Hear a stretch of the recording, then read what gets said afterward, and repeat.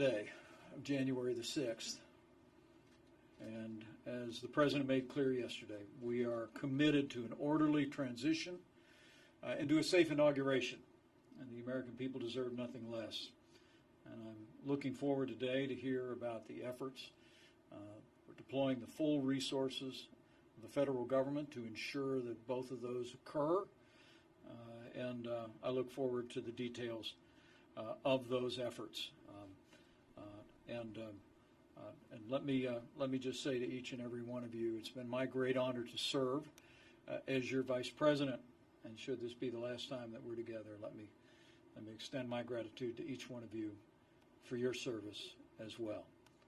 Our aim here, the American people can be confident, is that we're going to ensure that we have a safe inauguration, that President-elect Joe Biden, Vice President-elect Kamala Harris are sworn in as the new President and Vice President of the United States in a manner consistent with our history, with our traditions, in a way that gives honor to the American people and to the United States. So with that, Acting Secretary Gaynor, your thoughts on our preparations. Good afternoon, Mr. Vice President, and welcome back to the FEMA headquarters. It's always great to have you here in the House. Sir, following the events of January 6th, I know we have all concerns, deep concerns regarding the safety of the upcoming inauguration. However, I have the utmost confidence in the agencies and the law enforcement partners who have developed and are implementing a comprehensive security plan. So in my short couple of days here, I've reached out to most people, and again, confidence should be high. The National Special Security Events, or the NSSE, are a whole of government effort. That's the way we like to operate. That's the most efficient, and highlights the collaboration between federal, state, and local partners.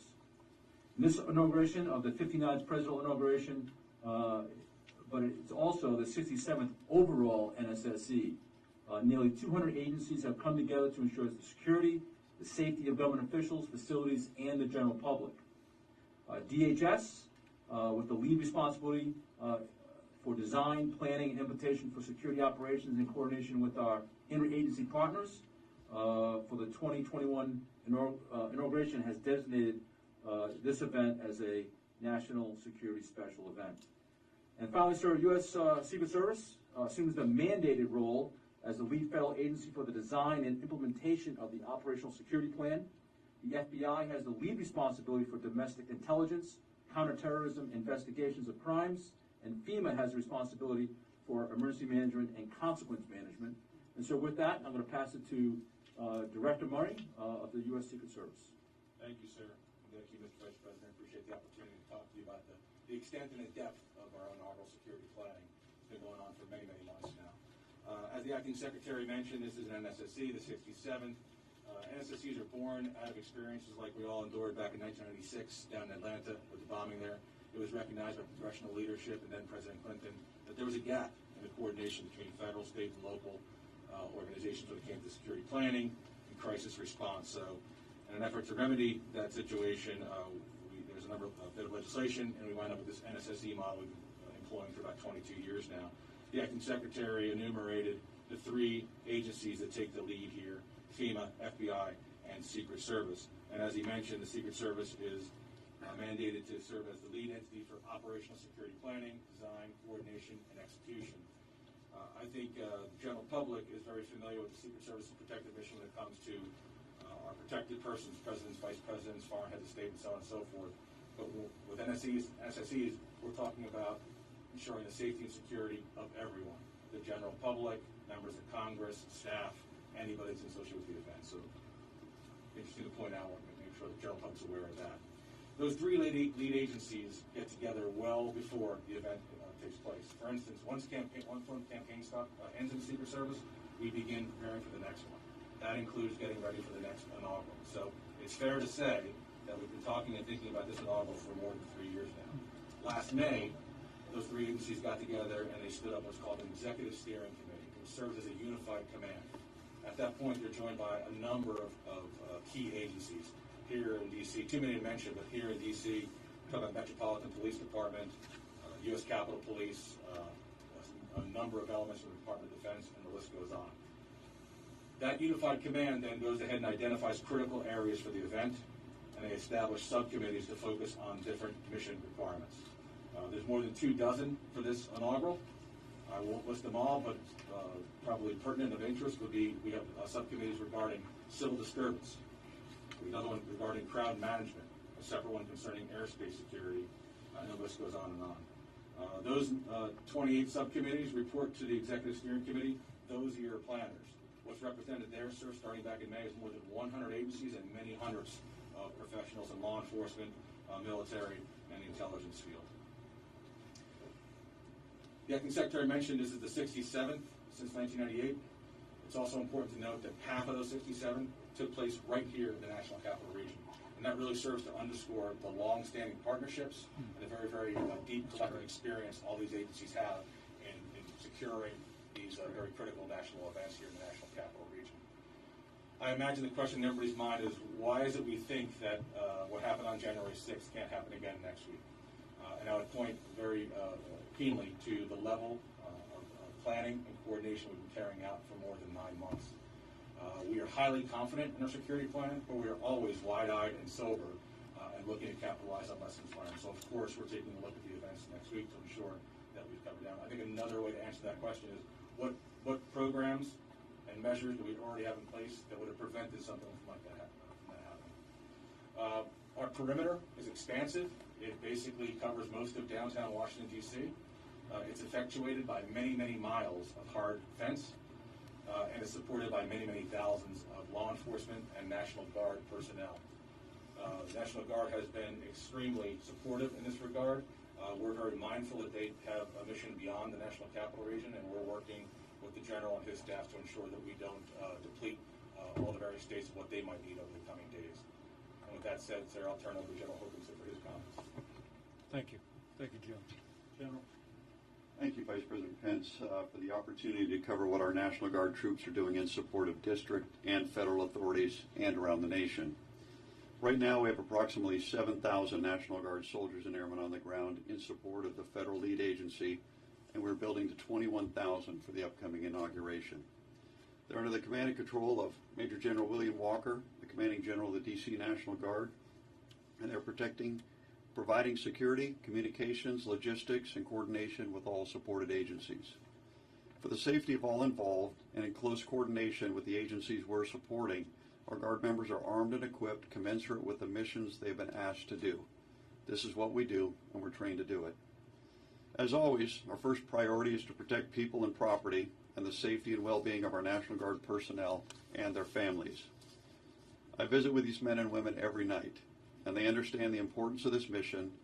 They are also proven, prepared, and proud to do their part to ensure a peaceful and safe inauguration of our 46th Commander-in-Chief. In addition, we're working closely with our adjutants general across the nation to ensure they have the personnel and equipment to meet any requirements in their communities. This includes the response to COVID-19, support to Operation Warp Speed, and any new requests for assistance. As you may be aware, the forefathers of today's National Guard were present for the inauguration of George Washington, and we've been part of every inauguration since. This support is made possible by our governors and their adjutants general, who have met every request we've asked of them. Lastly, I would like to thank our National Guard service members and the families and employers who make their service possible. While the last 12 months have been unprecedented, we continue to respond to every mission, both here at home and overseas, living true to our motto, always ready, always there. Thank you. Thank you, General. Chris? Mr. Vice President, just as we're doing with our investigation into last week's violent activities at the Capitol, we're bringing our aggressive operational capabilities and deep investigative and intelligence expertise to next week's inauguration. So, as Director Murray said, while the Secret Service takes the lead in inaugural security, the FBI is the lead federal agency for crisis response, for counterterrorism investigations, and intelligence analysis. And in that vein, as Director Murray said, we've been planning for months and months on this, which is part of what I think gives us the confidence that we have. At the FBI, we've set up a national command post at FBI headquarters, as well as a command post in our Washington field office. which I know you've visited before and you would recognize, as well as we're having command posts in all 56 of our field offices. Those command posts bring together personnel, not just from the FBI, but from across the government, to gather intelligence, to assess potential threats, to coordinate investigations, and to surge resources where needed. And they make it possible to share information in real time and allow our personnel to continually update those threat assessments. And those command posts are going to be running 24/7 through the inauguration and in some cases in the days to follow. We're monitoring all incoming leads, whether they're calls for armed protests, potential threats that grow out of the January 6th breach of the Capitol, or other kinds of potential threats leading up to inaugural events, and then various other targets. So we're lashed up with all of our partners in that regard.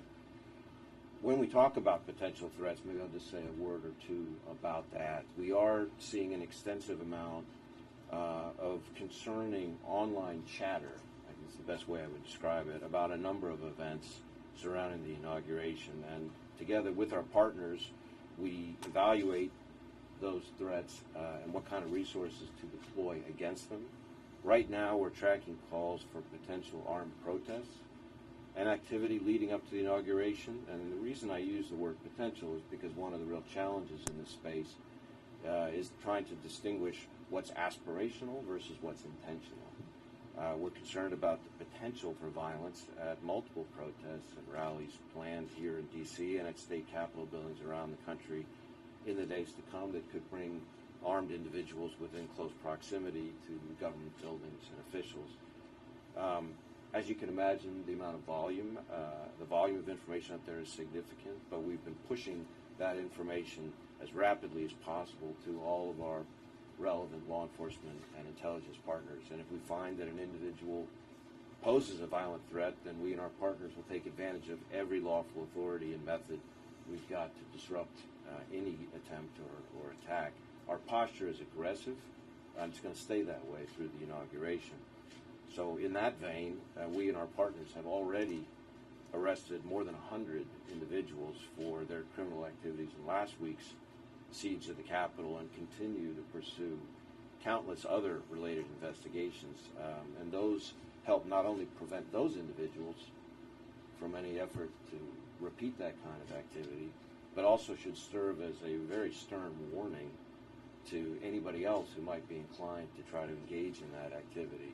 But we're also taking other steps. You know, the American people may not hear about every disruption in the media and may not see the FBI's hand in everything we do, but they should be confident that there's an awful lot of work all across the country going on behind the scenes out of the spotlight, where we're feeding relevant information to all of our partners so that they can harden targets as appropriate.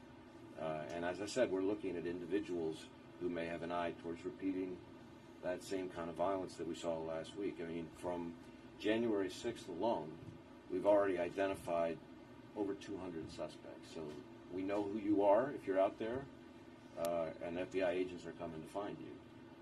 My advice to people who might be inclined to follow in the footsteps of those who engaged in the kind of activity that we saw last week is stay home. Look at what's happening now to the people who were involved in the Capitol siege, wherever they scattered to, whether it was Memphis, Phoenix, Dallas, Honolulu.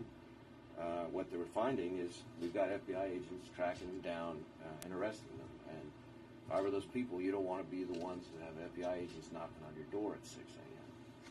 So anybody who plots or attempts violence in the coming week should count on a visit. So together with our partners here in the district and across the country, we're going to be doing everything we can to ensure a smooth transition of power in the days to come. This is a team effort, and I'm really proud of the team that you have assembled here. Well, thank you, Director Wray. Thank you for the FBI's aggressive posture on bringing to justice those who desecrated the seat of our democracy last week. And leaning into investigations about any potential threats surrounding our inauguration. I'm truly grateful to the men and women of the FBI. General Hokanson, let me also convey to you a gratitude, I know, of our entire administration and the American people for the citizen soldiers who are here in our nation's capital today, and their families.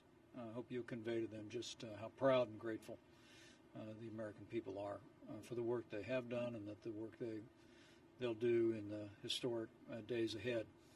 And to Director Murray, thank you very much. I know the U.S. Secret Service is in the lead, but you sharing that literally dozens and dozens of coordinated multi-agency events have taken place successfully, safely here in our nation's capital gives great encouragement to us and to any American that would be looking on today.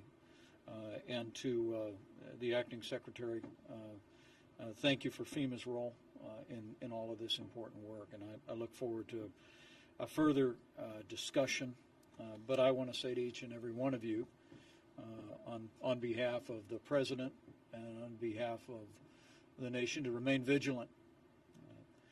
The American people deserve a safe inauguration on January 20th, and I encourage you to convey to all of the members of your teams to continue to lean forward to ensure that we achieve just that. And I welcome the words of confidence. I think, Secretary Gaynor, you said confidence is high. And the American people can be confident that our administration will continue to work every day between now and January 20th to ensure an orderly transition. And we'll continue to work with all of the agencies represented here and the tens of thousands of men and women that are working around the clock to ensure a safe inauguration for our President-elect, for our Vice President-elect, and for all of the American people. They deserve nothing less. And I thank you for your efforts. Thank you all.